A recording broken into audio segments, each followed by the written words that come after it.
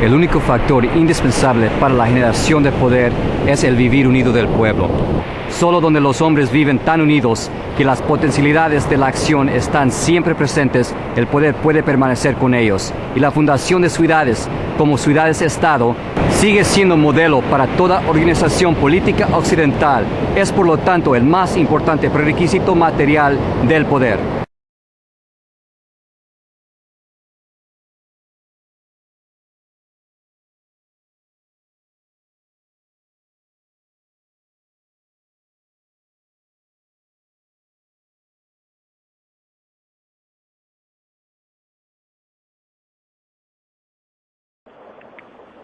At the end of World War II, the United States entered a period of relative stability. The American people were eager to put the deprivations of the Depression and the war years behind them. At the same time, returning veterans sought to fulfill a long-established American dream, ownership of single-family house on an individual lot, away from the congestion and other problems associated with central cities. Federal government housing subsidies strongly supported this migration to the suburbs, and with the Housing Act of 1949 began to address central city problems with new programs of slum clearance and urban redevelopment. By the 1960s, the full impact of the post-war public construction programs was evident. The creation of the massive interstate defensive highway system, said to be the largest public work since the building of the pyramids, was largely an Eisenhower-era response to the Cold War.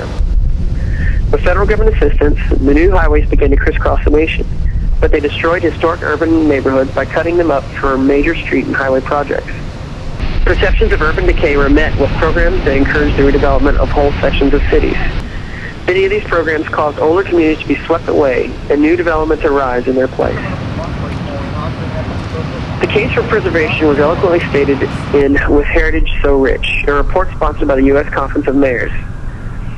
Congress's response to the report was the National Historic Preservation Act of 1966. With Heritage So Rich was a clarion call to preserve not just nationally significant landmarks, but all historic places important to communities in order to provide orientation to the American people.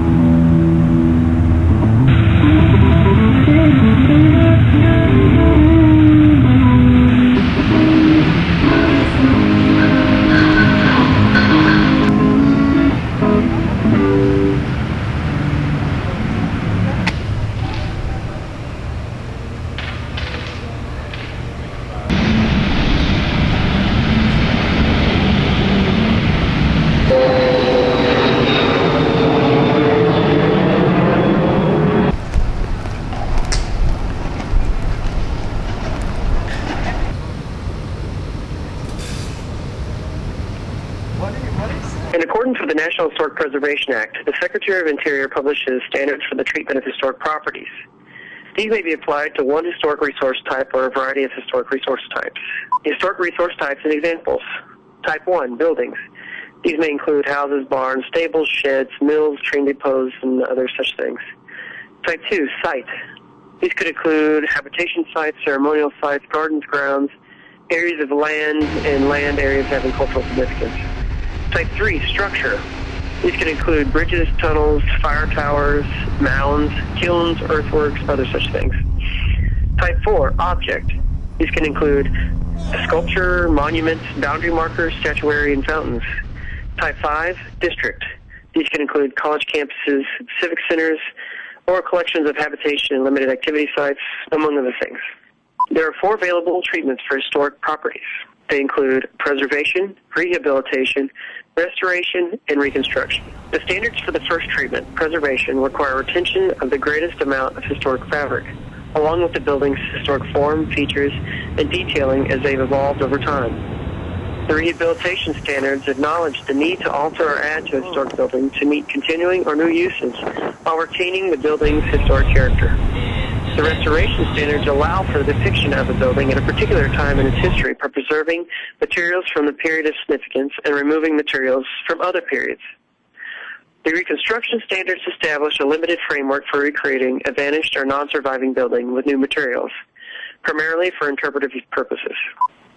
Choosing the most appropriate treatment for a building requires careful decision-making about a building's historic significance, as well as taking into account a number of other considerations. First, relative importance in history. National historic landmarks designated for their exceptional significance in American history, or many buildings individually listed in the National Register, often warrant preservation or restoration. Buildings that contribute to the significance of a historic district but are not individually listed in the National Register more frequently undergo rehabilitation for compatible new use. Second, physical condition. If the building requires more extensive repair or replacement, or if alterations or additions are necessary for new use, then rehabilitation is probably the most appropriate treatment. Third, proposed use. Many historic buildings can be adapted for new uses without seriously damaging their historic character. Fourth, mandated code requirements. Regardless of the treatment, code requirements will need to be taken into consideration. In practice, once the research is complete, then the selection of the treatment follows and guides every decision and action in the process. It is noted that future use, present condition, available funding, and code requirements will play a critical role in the work. But historic significance and the retention of historic fabric are the focus.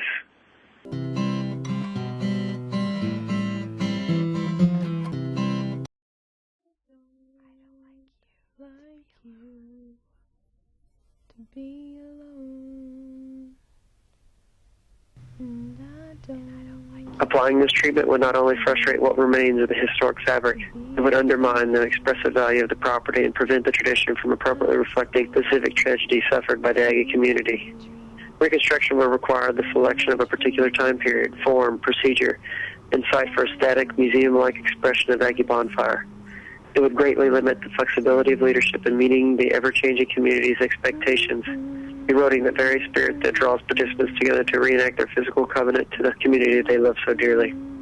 Reconstruction would not enhance the cultural heritage of Aggie land. It would be a community burden.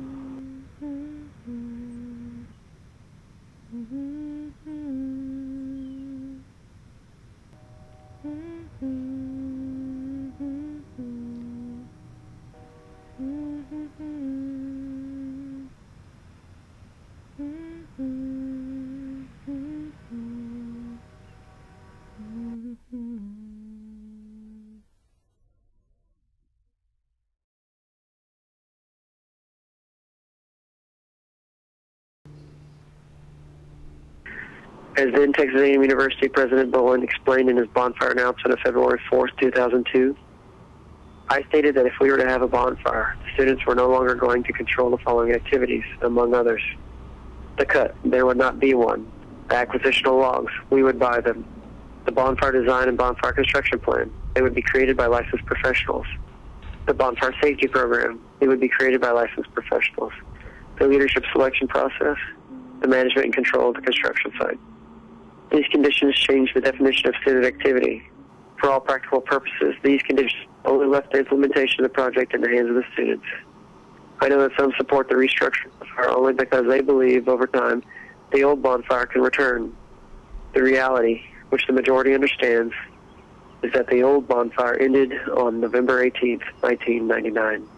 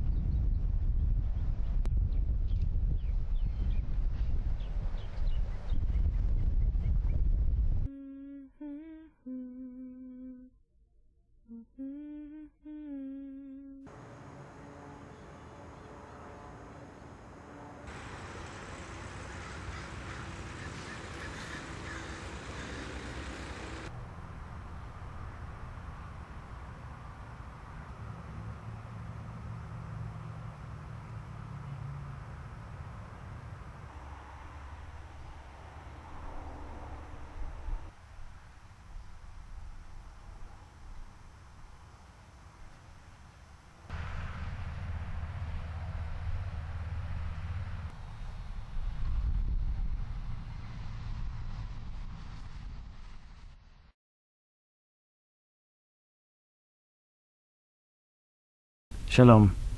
My name is Uri Geva. I'm class of 98, computer science major from College Station, Texas, and I'm a third-generation Holocaust survivor. ואף על פי כן, השואה לא הייתה רק בעיה יהודית, ולא אירוע היסטוריה שייך רק ליהודים. השואה נולדה והוצאה לפועל בחברה המודרנית, הרציונלית, בשיא הציביליזציה ובפסגת ההישגים התרבותיים. בשל סיבה זו, השואה היא בעיה של כל החברה, הציביליזציה והתרבות. בשל כך, תופעת ההבראה העצמית מהזיכרון ההיסטורי שמתרחשת בהכרה של החברה המודרנית היא יותר מהתעלמות פושעת מקורבנות השואה. תופעה זו מביעה סוג של עיוורון שעלול להביא להשמדה עצמית של החברה בה אנו חיים.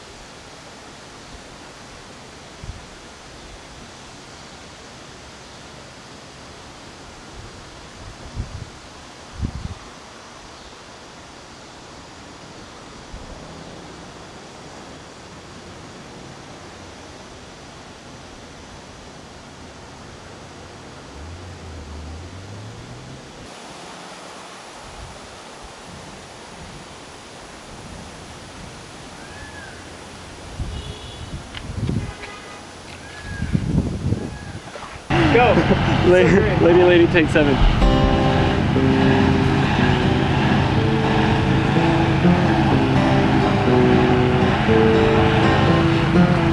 Lady, I miss you so. I know when it used to snow, we'd hold hands with our heads down low, keeping warm and taking it slow. Maybe Warsaw, maybe Moscow, all those places I don't know.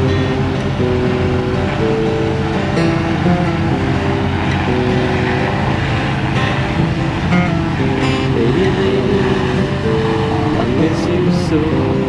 I heard about your new boy. Is he rich? Does he fly? Are you to places yet unknown? Maybe Warsaw, maybe Moscow, all those places I don't know.